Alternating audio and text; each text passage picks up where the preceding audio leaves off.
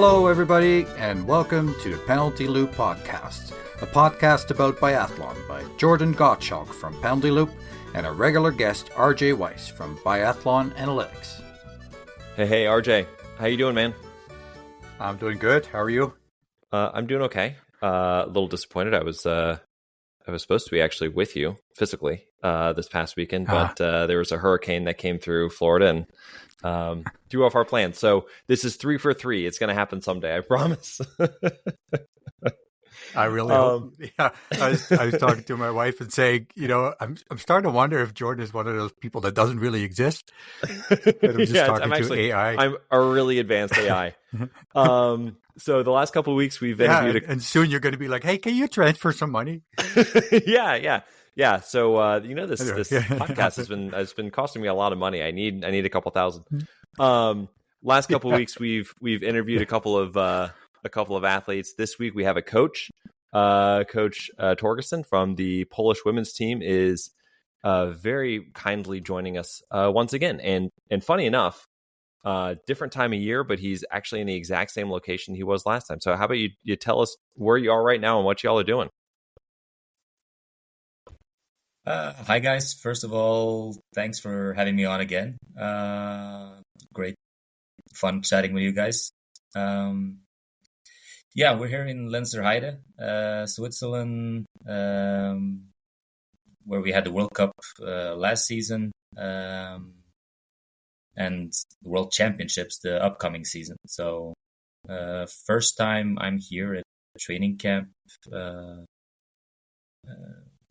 And it's just basically we want to be here, get the feeling of the place, and when we have the World Champs upcoming here, it's a good chance to get a little bit better feeling of the place than the World Cup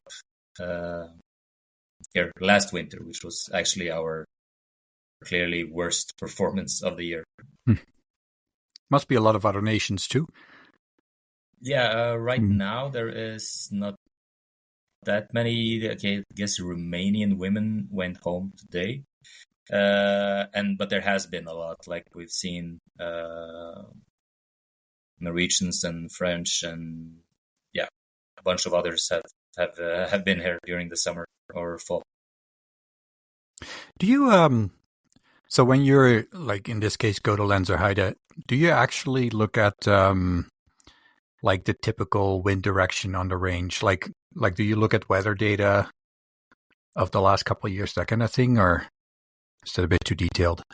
Not that specific, but of course you want to gather as much experience as possible with, for instance, wind directions and this sort of things, how it influences the different parts of the shooting range. Many times some lanes can be more covered.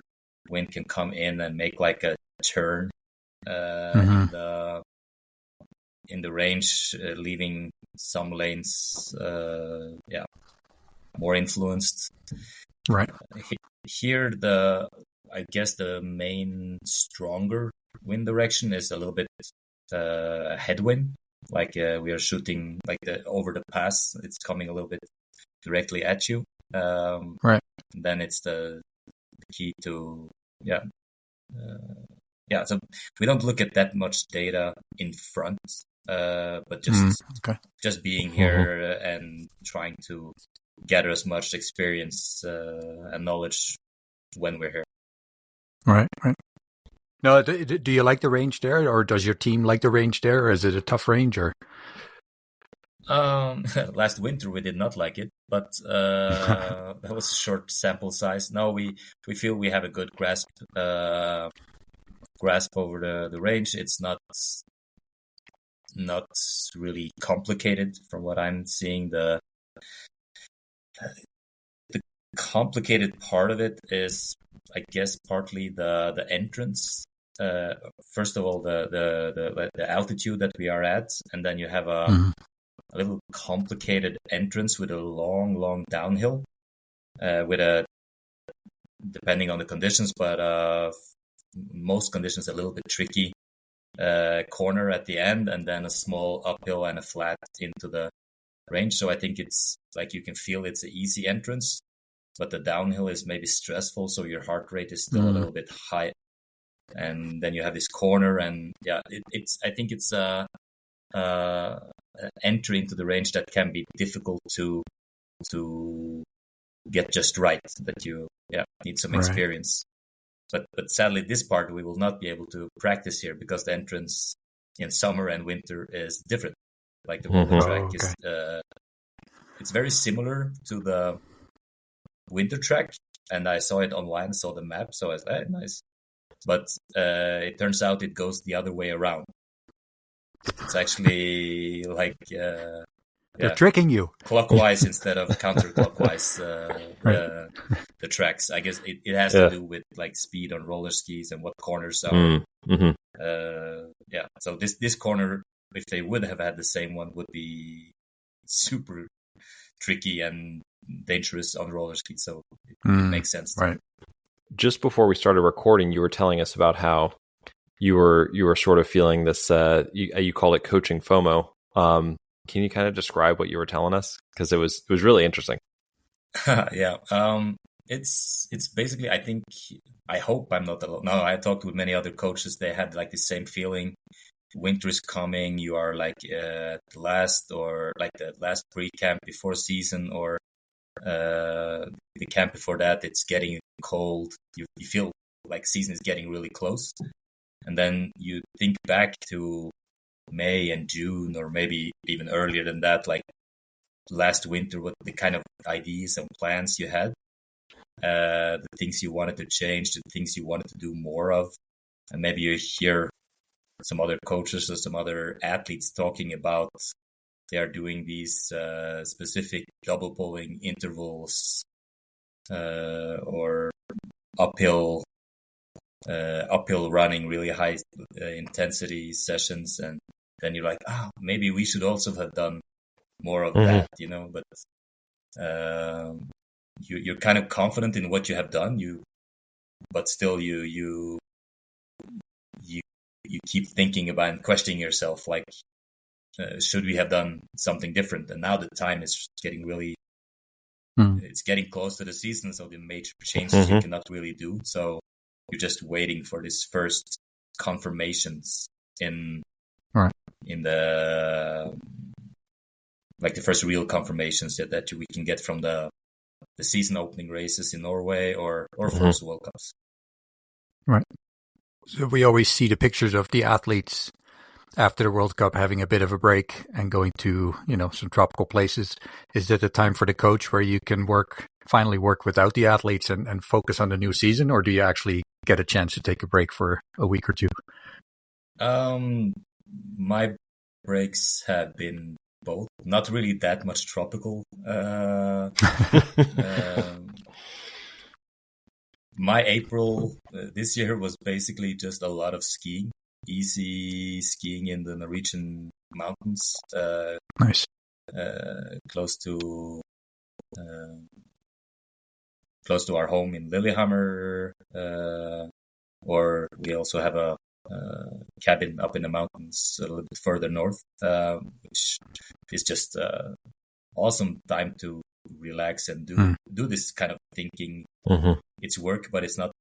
You're not sitting down with a laptop, but still you're going through a season, going through situations, and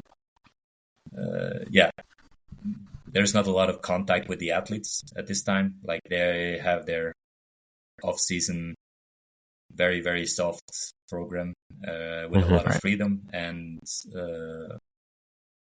it is the time to do this kind of evaluations and plans. So skiing alone in the mountains is a good way for me, at least, to get that cleared ahead. Yeah.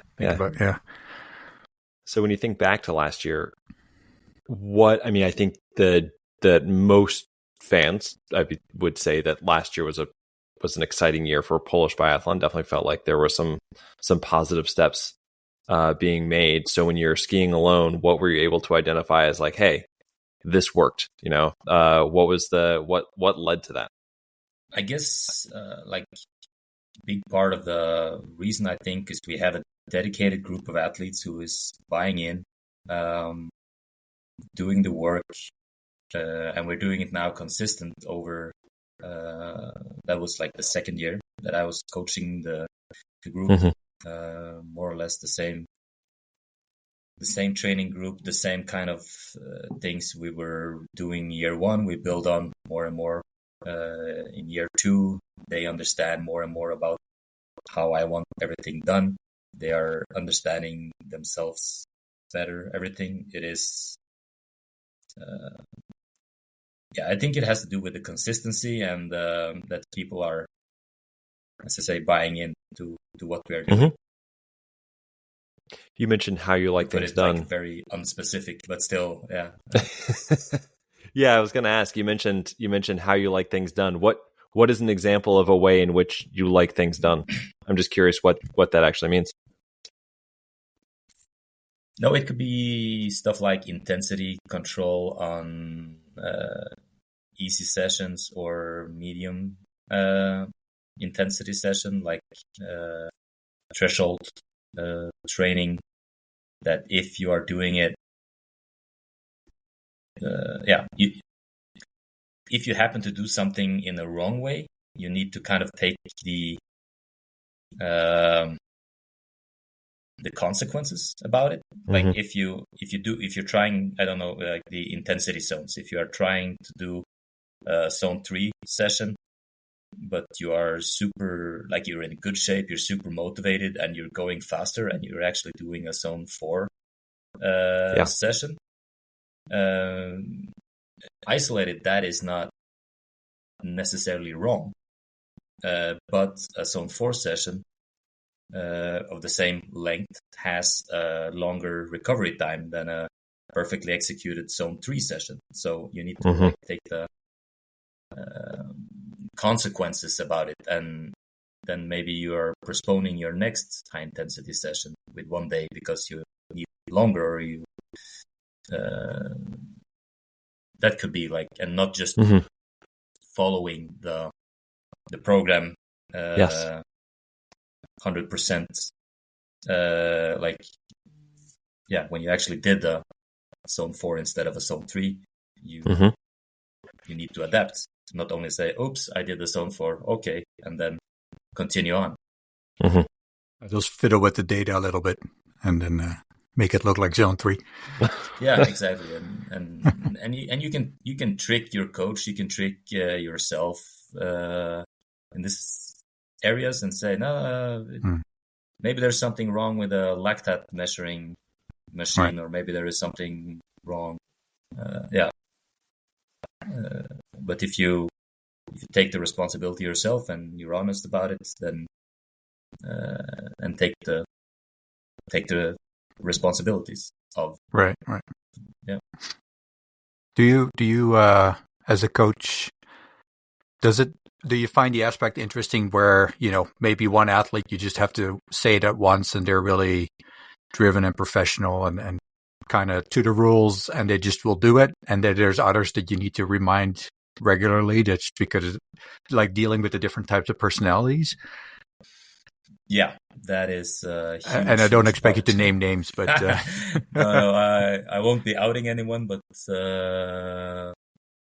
for sure, someone you can just give not even a specific task, you can give them just a general, could you focus a little, like just give them some idea and they can even come up with a task themselves. Others, you feel like you need to teach them every day the same thing, that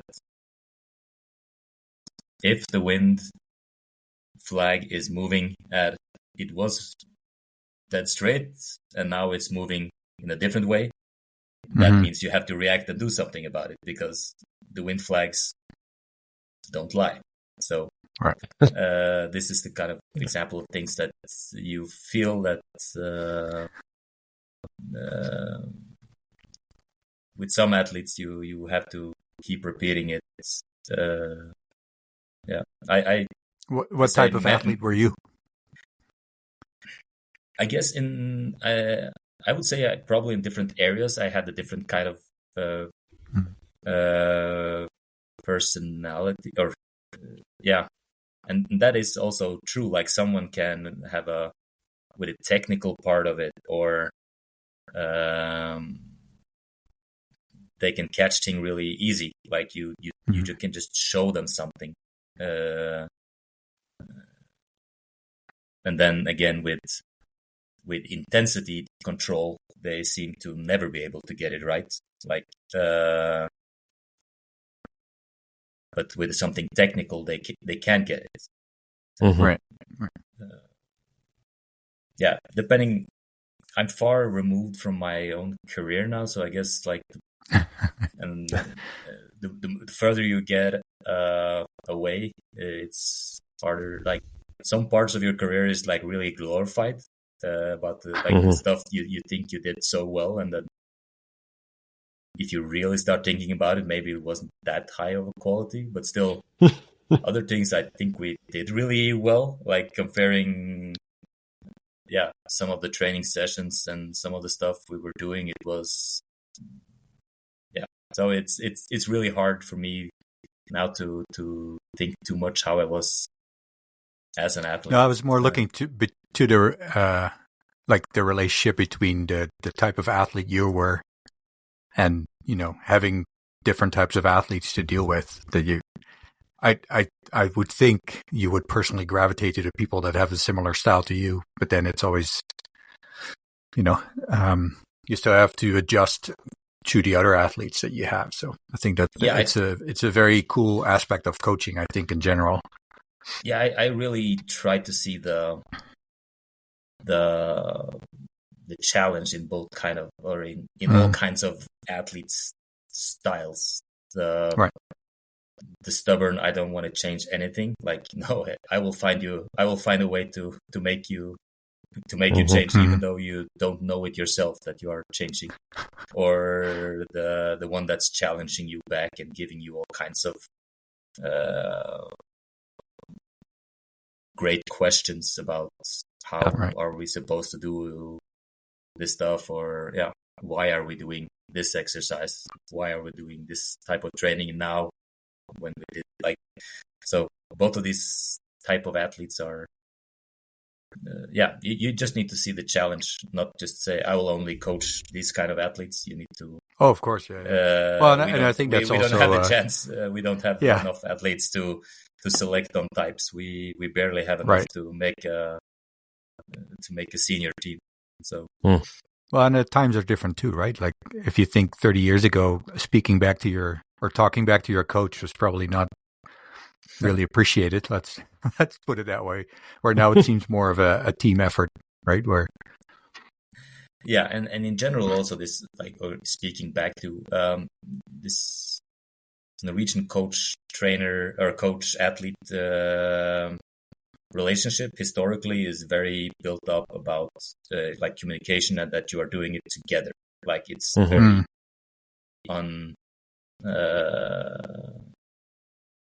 what's the word I'm searching for? It's as a unit, like order and obey. It's cooperation. Like you are right. It's a collaboration. You're doing it together. Yeah. So you were saying. I was just going to go back. Sorry, Jordan. Right? No. I was just going to go back to what you were just saying about working with different athletes, and you don't have you can't really be selective, because it's not like working with Norway where they're biathletes, coming out of the woods. Do you that I'm going to be careful with how I say this, but I think that there's a very young population, mostly with the team. Has that made it easier to sort of mold them? Or because I think for the most part, besides Anamaka, I mean, everybody else is 26 or younger. At least from what I was looking at. Does that make it easier, or is it just, people are people? Some of them are just going to be stubborn. Camilla Suk is also actually 28, I guess. Oh, is she 28? In my head, she's younger. Yeah. And in her head, she's also younger a lot of the time. I was waiting for that. but that goes for all of our athletes.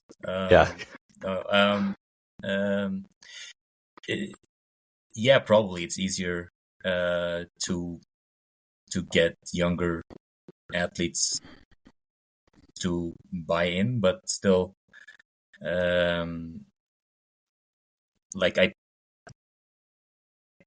all athletes should be smart enough to either at least after a time to make up their own decision, and is it correct to buy in or not? And older experienced athletes should also be experienced and smart enough and have seen enough that they should know that they can learn something from everyone.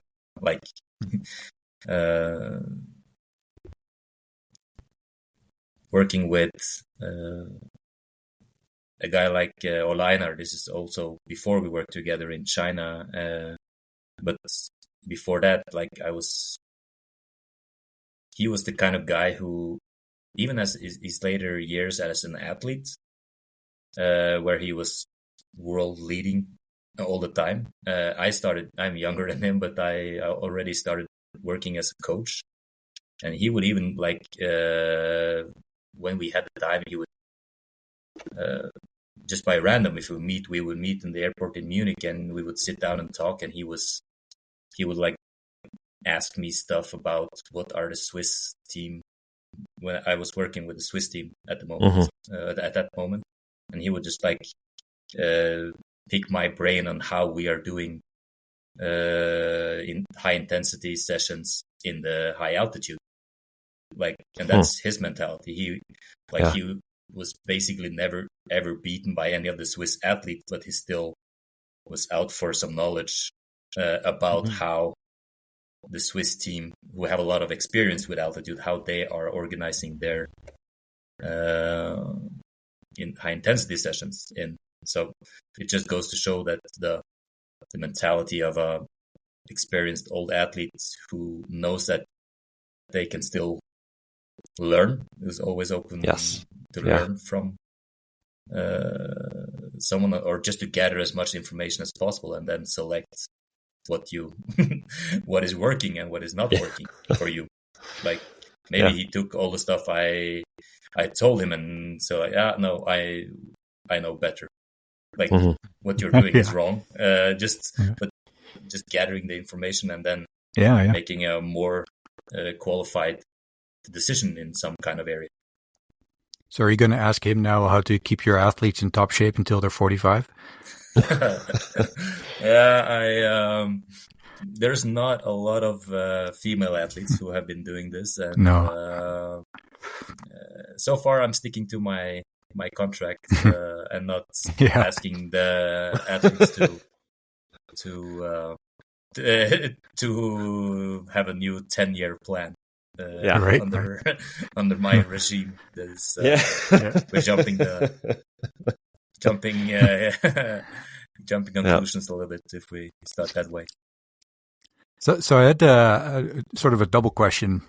You were talking about getting the team together, and I believe you have an extra spot now on the World Cup. Is that right? Because you guys got the top 10. Yeah. Last year. So with the top 10 in the Nation Cup last year, we qualify one extra quota for the World Cup this season. So last year we had 4 all the time. Starting this year, we will have 5 then for the individual.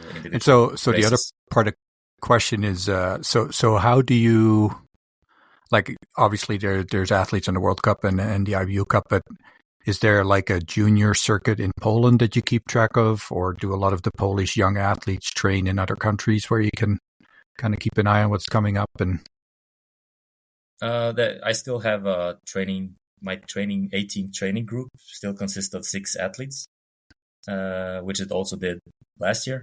And then we will make the World Cup selection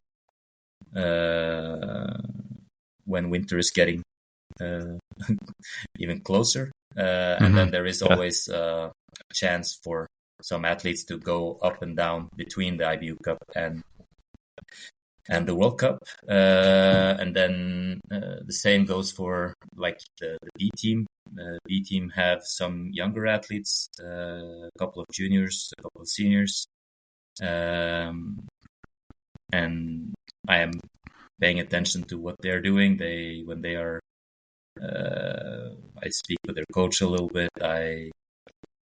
When there is summer races, summer test races, or stuff like that, I try to see who is performing well from the B team, who will be like the biggest candidates Right. to make the jump. And then it just goes down then to the junior circuit and junior team and Right. But Poland for now there is so few athletes that it's quite easy to to see what is what is going on, Right. if anyone is making any real progress.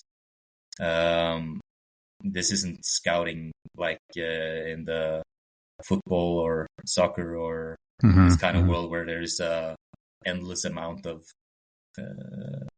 talent. It's very very few athletes actually who like I say, we need to put juniors into our B team too, Right. because there is not enough like seniors who is actually, like on the women's side, there's not enough seniors that is actually training seriously to have enough seniors for A team and the B team. Right. Are you ever looking at cross-country skiers in Poland and think about convincing them to switch to biathlon? Or a little bit, but again, this is a little bit of a political, or it's always a little bit tricky. If someone comes to me, I would always be open, but I'm not going there chasing their biggest talents or stuff like that.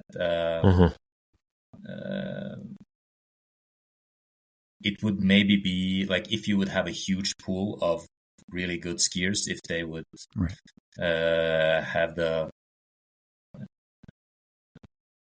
not even talking about Norway or Sweden, but for a country like Finland who has a lot of skiers, and like if you would have that kind of volume of B level but still really good skiers, then maybe, but still right now, I do have a contract that's ending after the Olympics, and then the group I have, I'm quite happy with, so I'm not actively trying to. Fair enough. Yeah. Well, and the group you have, right? Last year, I think I mentioned earlier, last year was a really good, solid year. It just seems like across the board, everyone took positive steps. I think I asked this question sort of obliquely earlier, but what did you look at from last year when you're skiing by yourself all alone? What did you find? You're like, you know what, this is what we need to focus on in the off season. Was there like one or two things, or was it still we're working on everything? Yeah, it is. It is this huge number of individual kind of details that combine into the performance. Of course, always like the consistency is something that I want to improve. Consistency on the shooting range, that your lowest level is still quite okay. Then that gives you so many more chances. Like if you have a bad sprint, you shoot not your best, you shoot 2 or 3 mistakes, but you don't shoot 4. Like you shoot 2 mistakes or maybe 3, and you still make the pursuit. Maybe you are in the 50s, and depending on your skiing level, but you're still a little bit in the game, and then you can turn it around and do a great pursuit and get up into the points, or even higher depending on your level. But if you're if you have a huge variation between your highest and lowest level, that's not really good. So the consistency is something that we're trying to work a lot on, and that goes both physically also, like you need to be able to do all the races to deal with the quite tough program of the World Cup, the schedule. Related to that, with what you were working on last year, and I think I asked you this question when we spoke last December, did you know going into the season that that everybody was sort of primed for that improvement? And could you feel from their workouts they were doing, from the racing they had done over the summer, that it was like, okay, we have something here that's gonna make an improvement? I'm thinking about somebody like Natalia Sidorovich, who for me, I mean, was really like a surprise. You saw how she came right out of the gate and had that great race in Östersund at the World Championships. She was phenomenal, right? And I will be honest, didn't see it coming. And so, but did you know going into November, December, like, hey, this is happening? We had this, like, Camilla Schuck was clearly our best athlete the season before. Mm-hmm. And when she got this injury, for sure, that kind of lowered the expectations a little bit. Yeah. But it also, I think, it put some kind of, for the other girls, like, okay, that means we're up now. Like, we are, we need to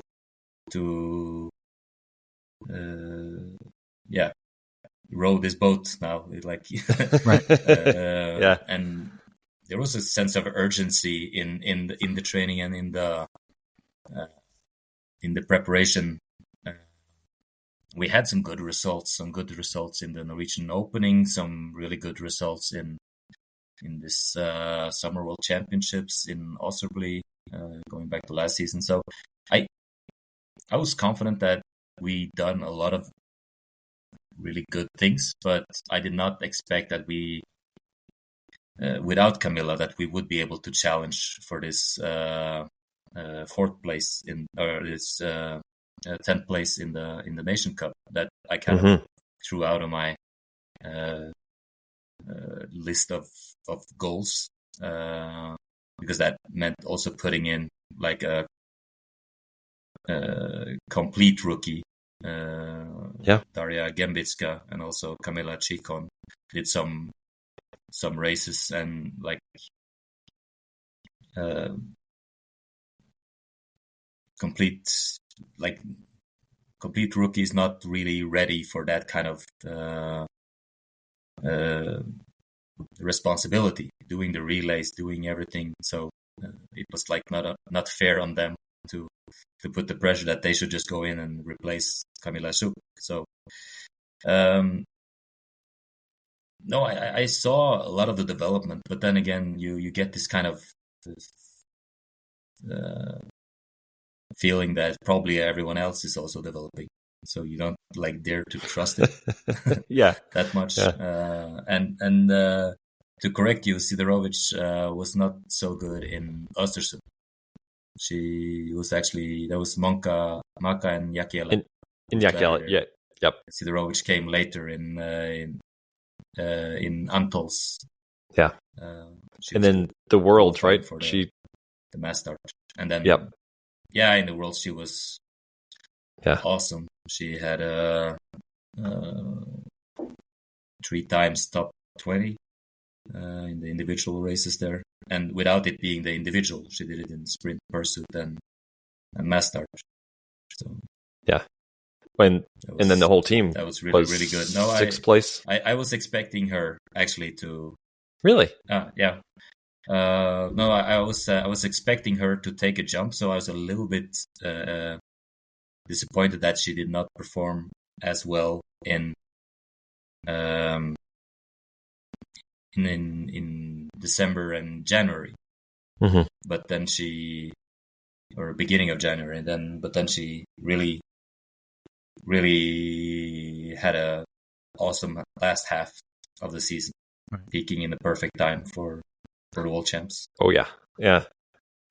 Do you remember what it was that you saw before last season that made you think, oh, I think that she's got a breakthrough coming? It's the dedication to detail, the shooting speed we talked about in the spring before. She just decided directly, okay, I'm doing something about that, and she goes from being a mid of the field kind of shooting speed athlete to, in one season, the next season she's a top 10 kind of shooting speed athlete, and maintaining the same percentage. And when you go up to being a top 10 kind of shooting speed athlete, then you can use it as a weapon. It's in the relays, if you shoot, when she's doing the first leg, if she's shooting clean, coming in with a group shooting clean, she goes out top 3. But if she needs a spare, she still go out in the back end of the first group. Yeah. So like you can use this, and in same goes in pursuits, like you're coming in a group and you're shooting 0, and the rest of the group also shoots 0 or 2 or 3, and you will go out with a 2, 3, 5 second gap, and then you can ski a little bit easier, let the group catch you again, and then follow, and then you get some time to recover. So especially if you're not the strongest skier, you can use the shooting speed as a sort of a weapon to stay with groups and not not lose it. So the dedication she did there, and then just the physical level that I felt she was closer to the others than the year before. And I guess when everyone just had this small, nice little step, and we combined that with really solid, good skis, basically the whole season. Then you take this step as a team. With the good skis, do you think the fact that we now have a year of experience, like everybody has a year of experience with the non-fluorite waxing, do you think that will change things a little bit now that the first year is kind of done, or do you think it's still going to be similar, that people are still looking? And like, I'm hoping that it will be quite similar. Because like I said, our guys clearly managed it very well, to the level that a lot of the bigger teams were for sure sniffing on both what we are doing and our guys, which I do not like if they start picking our guys, but we avoided that, and we also have longer contracts with our service guys, which is important to keep consistency. We're such a small team, with staff and everything, that you need to at least keep the good people that you have around you within service, or if it's physios or like whatever, like you need to keep the good staff that's working. Then maybe add some more if you have the chance. But if you start being really cheap and trying to underpay your servicemen or your physios or stuff like that, then they will probably be tempted to go somewhere else. Right. Whether other teams or other sports, or Because does Poland have a wax truck or of some sort, or no? Hey, or do you share one with different nations, or no? No, so we just use the standard wax cabins that's being provided So there's basically, I think, six or seven teams who have a wax truck right now, and with all kinds of investment, we are clearly not in that group. We are on this kind of mid-tier from investment level, talking about like total investment level on the whole federation side. We are not up there with of course, the top, not even close, but we're also not close to like the Switzerlands or the Austrias or these little bit more mid or high mid level or low top level or what you want to call. Like when you call top levels, you have Norway, Germany, France, Sweden, I would say. Then there's like this next group of the Czech Republic and these kind of teams who are clearly above us in all kinds of resources, but still, those are the guys we need to start catching if we if we want to take more steps upwards. How much does a wax truck cost? And if RJ and I buy one for you, can we put our logo on the side of the van? I have no insight into you guys' financial levels, but no, I actually €1 million, I guess, would get you quite far. Awesome. Not maybe the top level. Okay. So I don't know if you have that, but that hanging around. I think that's just the truck, though. Yeah, because I'll bet you the content of the truck is another what? Yeah, if you want to put a value on the 8 guys and their knowledge working in the Norwegian wax truck, I mean, that's and the products must be adding up too. Yeah, but the products, like that stuff is actually not so expensive. Like, of course, it is a big part of the total costs, but the cost it would take to, let's say, buy out 2-3 of the top guys, the guys with the knowledge from French wax truck or Norwegian or Swedish, would be really, really high. We'd have to save a little longer, Jordan. Yeah, well, maybe 2026. No, maybe. Yeah, and as I I don't say, think we can afford a sticker that size right now. The truck itself doesn't make any.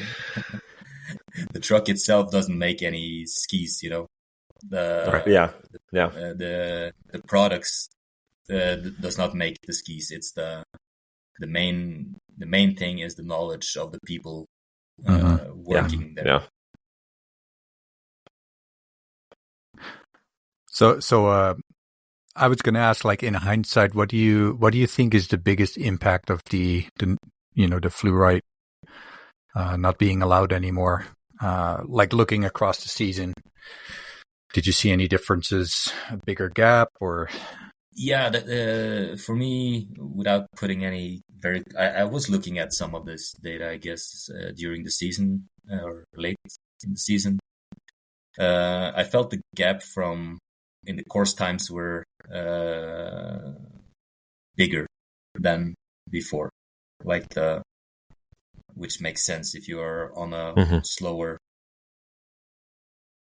if you ski on a slower roller ski, like if everyone ski with the super fast roller skis around the loop, the gaps will be smaller than if everyone skis with slower skis.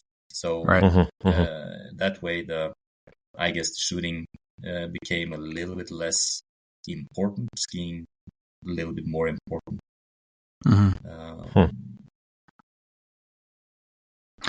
that was the big takeaway, I guess. Right.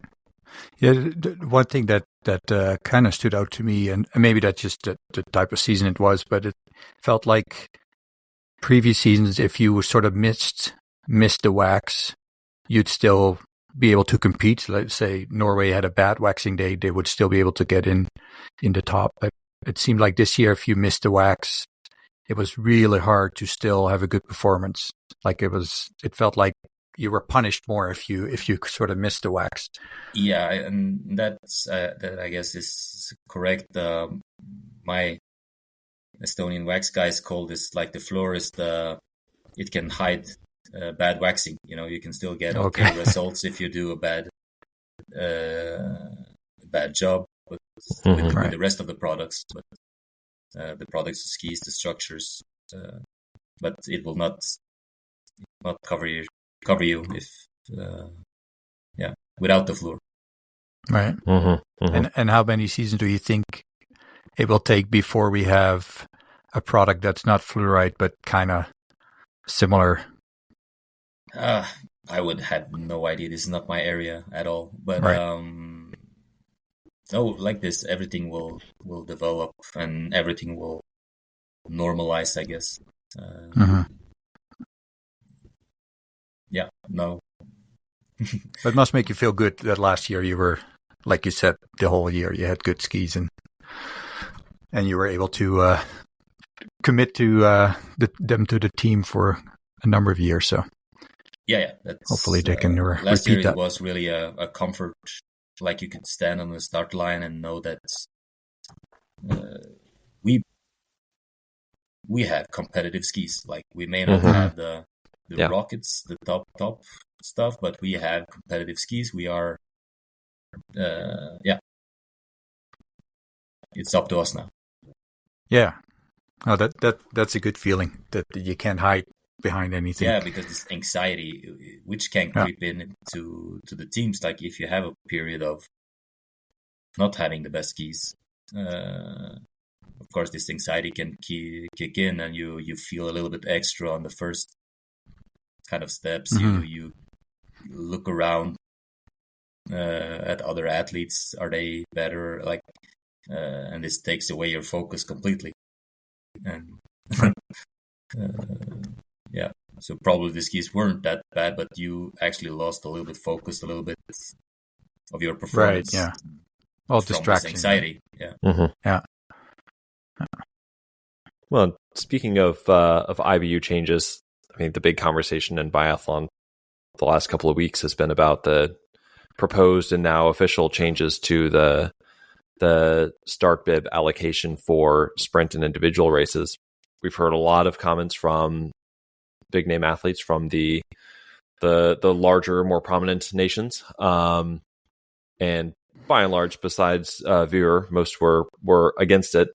I'm just curious, you are obviously coming at this as the coach of the Polish team from a different perspective. So how do you feel about it? I'll just leave it open.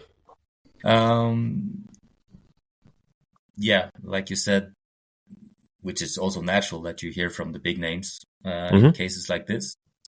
And I also want to get one thing off my chest. Really, I'm impressed by the IBU who, with even this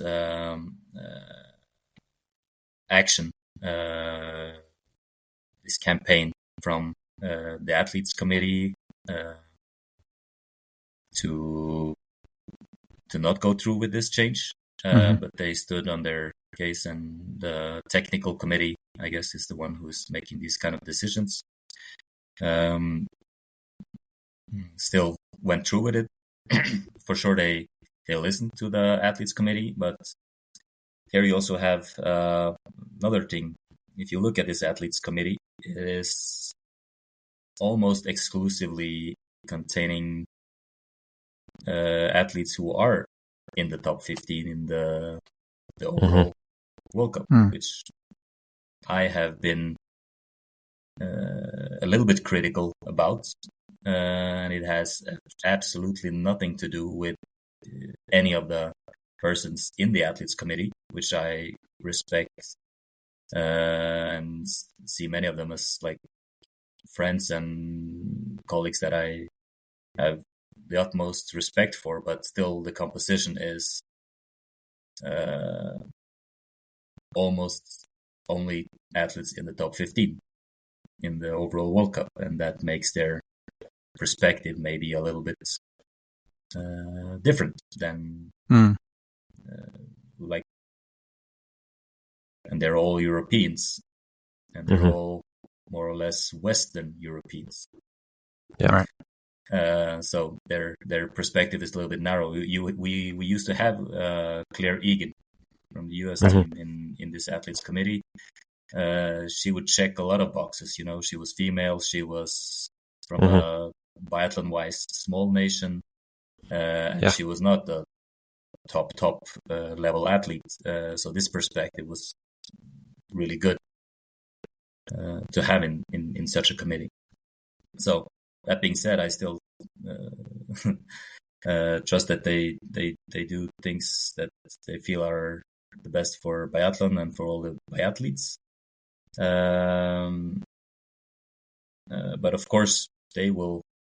The top level athletes will have a little bit worse conditions compared to the other seasons. But with the athletes they are mainly competing against, which is the other top 15 athletes, they will have more or less similar conditions to the ones that you are actually competing with for the podium. I don't think there will be many surprise podiums from these athletes that are outside of the top 15, top 30 overall kind of athletes. We will never have these kind of extreme conditions that we will have a crazy podium with only unknown names. This will never happen. It will still be the same athletes fighting for the podium is my prediction. And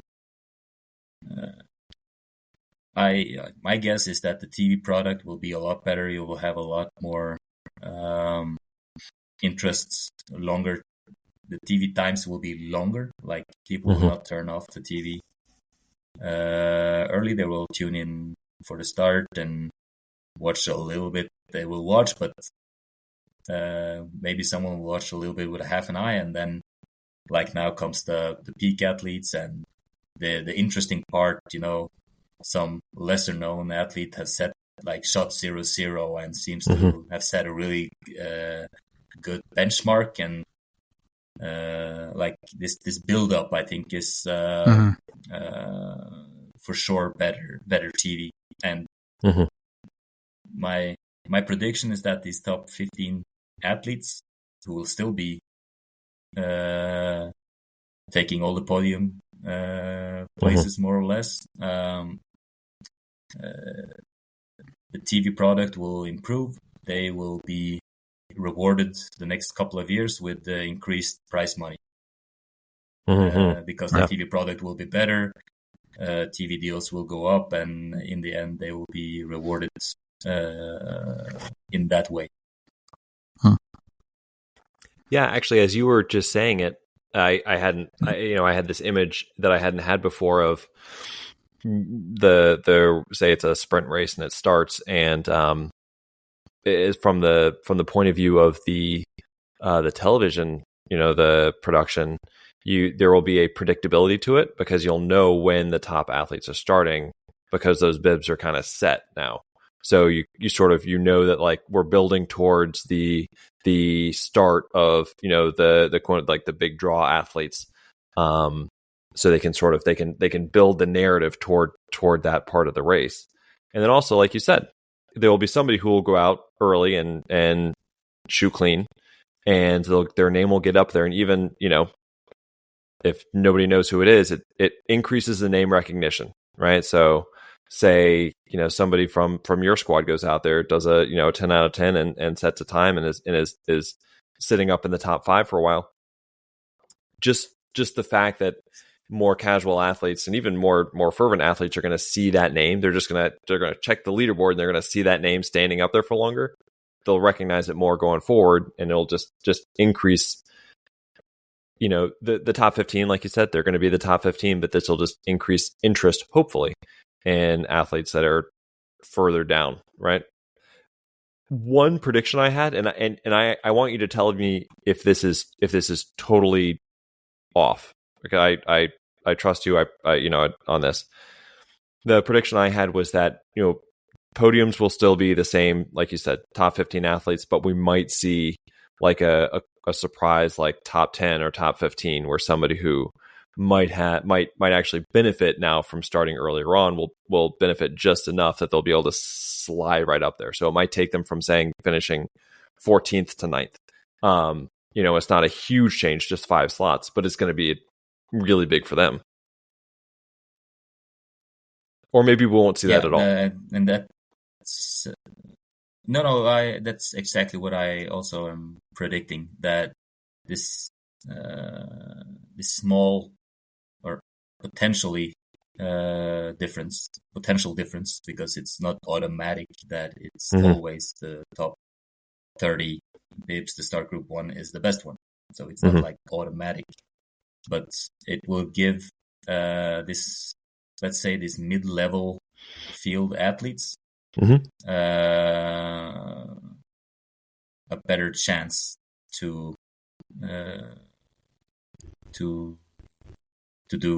actually get like really good value from the top level races. So yeah, exactly like you were saying, the race that maybe if you started in start group 3 earlier and you did a very good race, and this would be 18th place, this could now be the 11th or something like that. So which also means that like the athletes who maybe on a little bit earlier had a 6th place finish, this could then turn into the surprise 3rd. This can of course happen. So this, but I will not. As I said, I have no belief that we will have this kind of athletes who in a normal system would not score World Cup points, who will not be top 40. That they have now such a huge advantage that they will be top 10 or into the flower ceremony. That's ridiculous to think that it has this much of a impact. I'm curious though, because we've seen the occasional lower ranked athlete get into the top 10 or even higher, and we were talking about if somebody sets a benchmark with no mistakes, one of the first athletes, and then let's say the first athletes of the top group are coming in and they're actually behind. I wonder what that's going to do for the other top athletes, where they're like, okay, well, somebody else had one mistake and he's actually finished or in 2nd place now. So we have to, either shoot clean or push really hard to still, like, I wonder if that just creates a bit more pressure or strategy, or, where there is a time set already. Yeah, it's nice to have a benchmark, but at the same time, if somebody just has a really good day with really good wax and they shoot clean, it could also be, a bit of a different situation for some of them. Yeah, and I think that the situation is not that different. It is not to give them any tips, but like this is not a problem if you don't make it a problem. They're top 15 athletes. If you're listening, like if you want it to be a problem and you create, you look for it to be a problem, and you're thinking in your head when you're doing a warm up, now it's really good conditions, and it will be so bad when I'm starting later. If that's your focus, then then you probably will not perform your optimal race that day if that's your focus. It's exactly the same thing that we are working a lot on. Like each situation you have, still what has been. What is the conditions is the conditions. You cannot do anything about it. The only thing you can do something about is your own performance in this particular situation you're in now. Like if Mm-hmm. you shoot 2 mistakes on the first prone in an individual race, like, okay, you need to just reset and stay in the moment and do exactly your plan, like everything as good as possible from that point out. Maybe you shoot 3 Right. times 0 and it's still 18 hits. It's still a good race, and I didn't lose my motivation. I kept on skiing according to plan. I did a good race. Okay, I had one really bad shooting, but yeah. So people always tend to over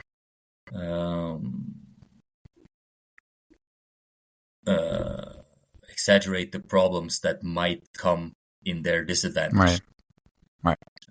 That's the, Goldfish, I guess, right? human mind working a little bit like this. So yeah,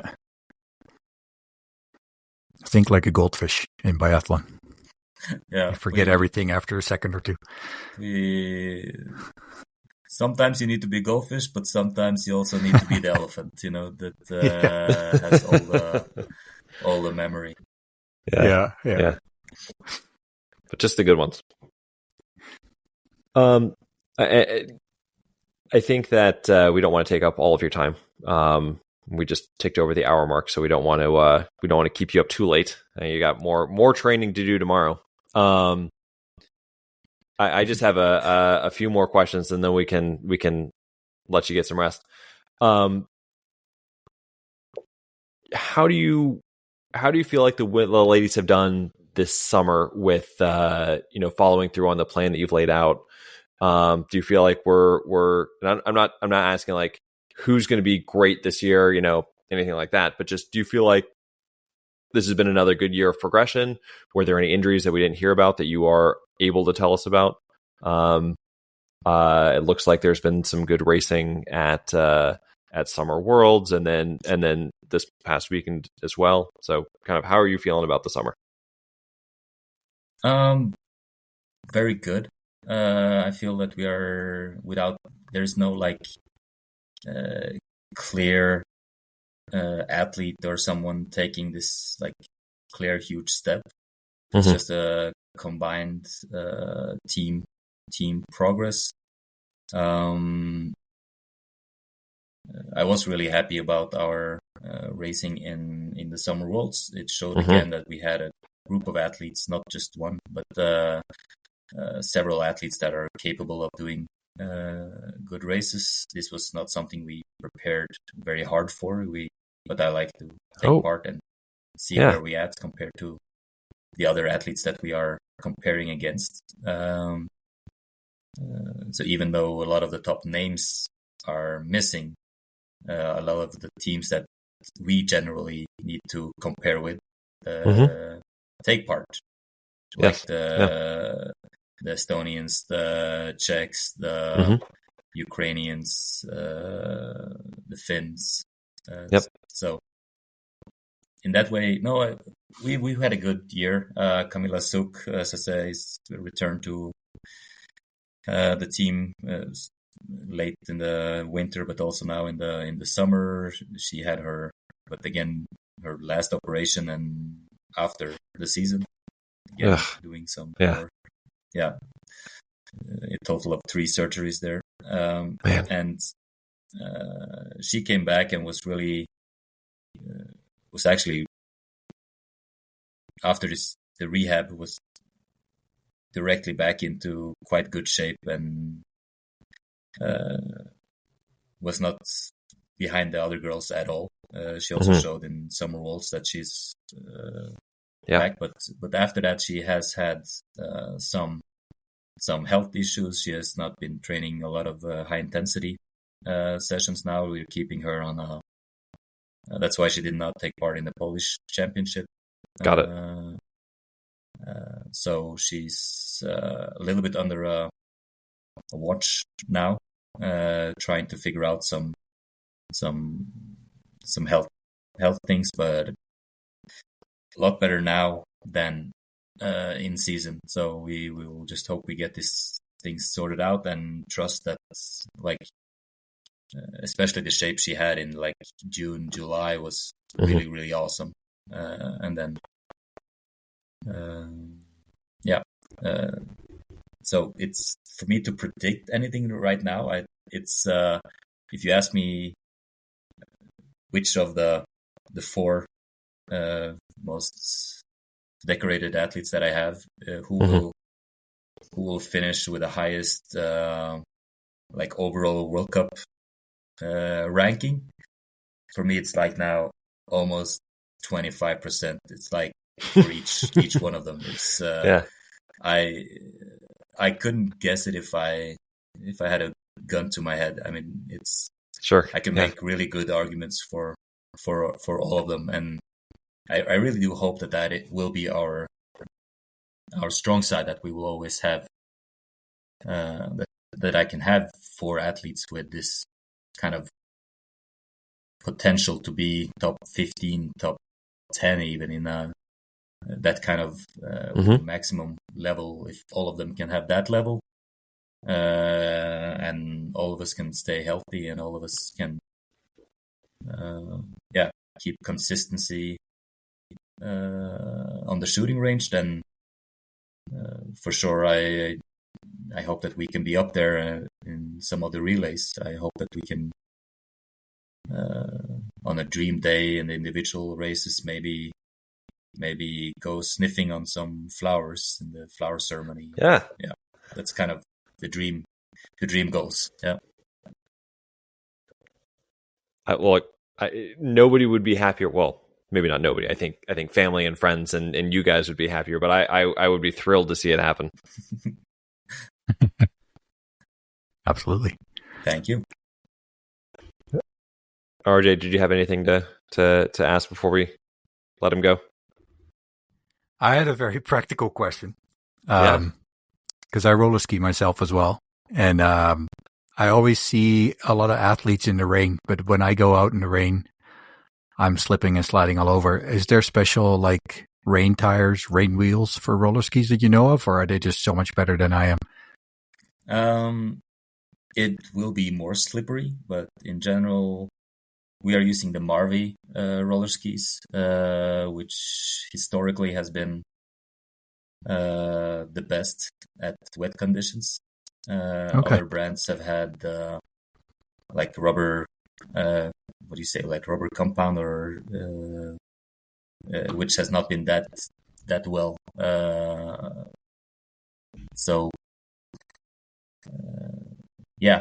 Also, you need to stay on top of the skis, like not kick so much to the sides. Stay. I was worried you're going to say that. So really, it's just me. No. Blame the equipment. Okay. Buy new answer. Equipment. All right, Tobias. No, but we are not afraid to go out in the rain. We are not afraid to go out in the rain. Tomorrow, the forecast is telling us that will be how should I put it? Tomorrow and the day after will be character building days. Okay. Here. Yeah. So, but we had some really, really nice days. Also, nice trip, like sunny up in the high mountains here. So. Is there potential for wet snow tomorrow, or is it too warm for that? No, on Friday I think we'll be getting some snow, wet snow, and we'll see how we'll adapt. Gives you a little bit more motivation to know that winter is right around the corner. Yeah, and we actually did bring like a bag of training skis, like normal skis, if the weather would turn and there would be conditions here. So we put that in the bus, and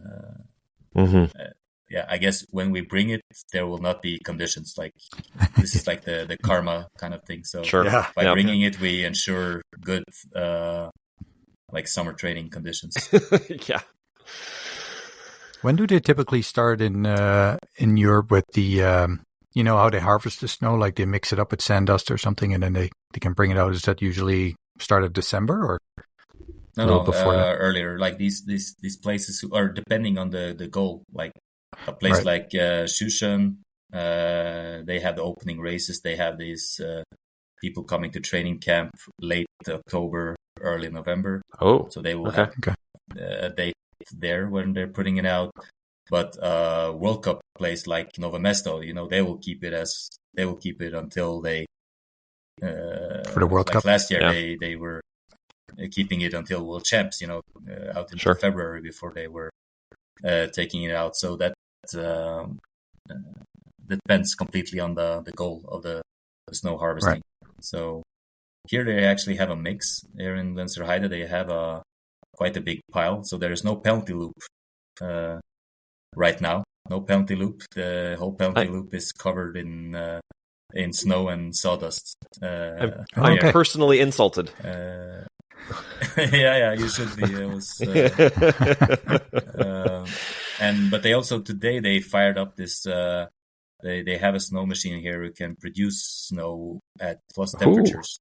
So they were actually firing that up today. Is it in like a indoor, in like a big tent or hall or something, or no, outside? But I guess they put enough chemicals in the snow that it